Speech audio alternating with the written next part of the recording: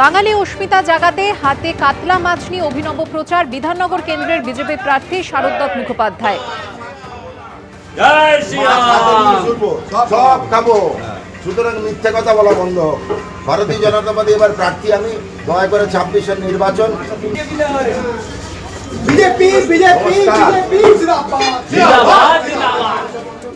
তৃণমূল তো বলেছে বিজেপি যদি আসে ভোট দেবেন না কেন, বিজেপি এলে মাছ ভাত খাওয়া বন্ধ করে দেবে, মাংস খাওয়া বন্ধ করে দেবে, যারা পশ্চিমবঙ্গে নিরামিষ বানাবে।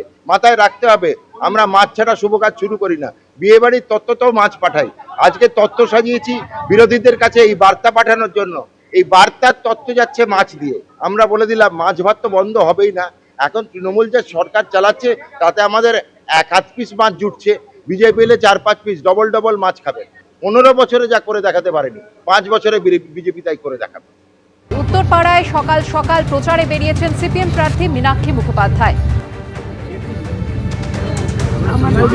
আমাদের সবাই আপনাদের সঙ্গে এই নম্বরের মাধ্যমে যুক্ত সঙ্গে কোনো সুবিধা অসুবিধা আমরা একসাথে থাকবো।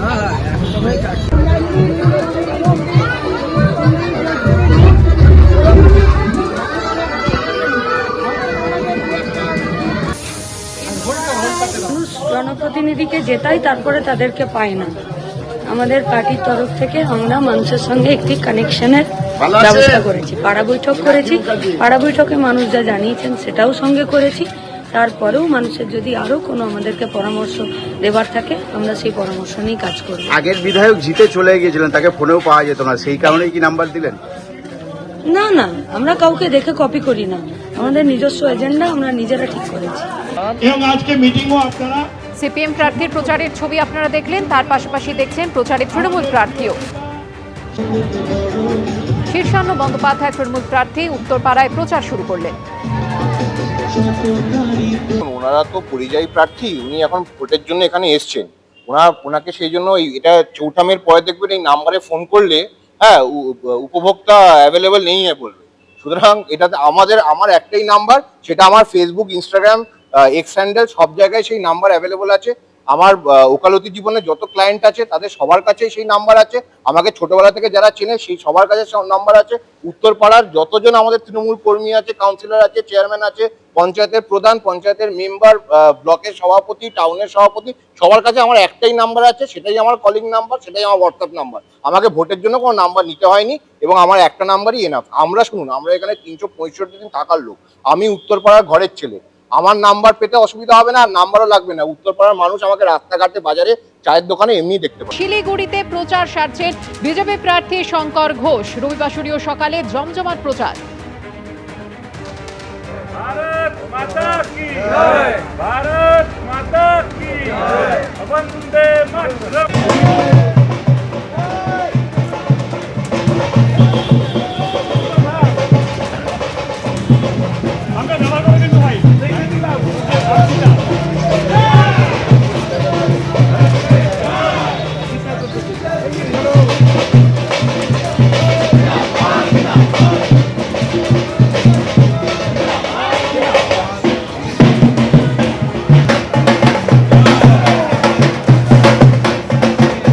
শঙ্কর ঘোষের পাশাপাশি আপনাদের যে ছবি দেখাচ্ছি, শিলিগুড়িতে পথে নেমে জনসংযোগ তৃণমূল প্রার্থী গৌতম দেবেরও। রবিবারের সকালে শিলিগুড়ির ভোট প্রচারের ছবি আপনাদের সামনে, বিজেপি প্রার্থী শঙ্কর ঘোষ এবং অন্যদিকে জনসংযোগ তৃণমূল প্রার্থী গৌতম দেবের।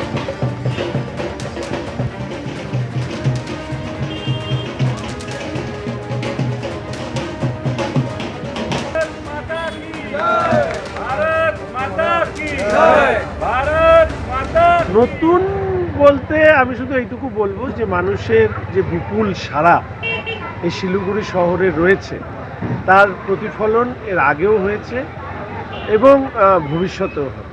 আমার তো দুটোই এজেন্ডা।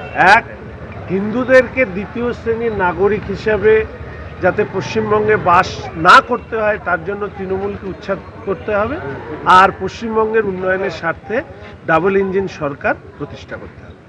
পরিচিতি নিয়ে কাজ করব, কোনো দলের বিধায়ক নয়, সবাইকে নিয়ে কাজ করব।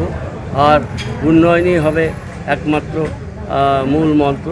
মানুষ যাতে ভালো থাকে, উন্নত শিলিগুড়ির উন্নয়নের ছোঁয়া যাতে প্রত্যেকটি মানুষের দূর প্রান্তে পৌঁছে যায়, প্রান্তিক মানুষের কাছে পৌঁছয়, এটা আমরা আশা করি। শিলিগুড়ি কে প্রাপ্য যে মর্যাদা, সেই মর্যাদার জায়গায় উত্তীর্ণ করার এটা লড়াই এবং নিজেকে ছাপিয়ে যাওয়ার লড়াই। এটা নিছক একটা লড়াই না, এটা শিলিগুড়ির উত্তরণের ভবিষ্যৎ এর সাথে যুক্ত হয়ে আছে। আমরা সেই কাজটাই করতে চাই। এবিপি আনন্দ, এগিয়ে থাকে, এগিয়ে রাখে।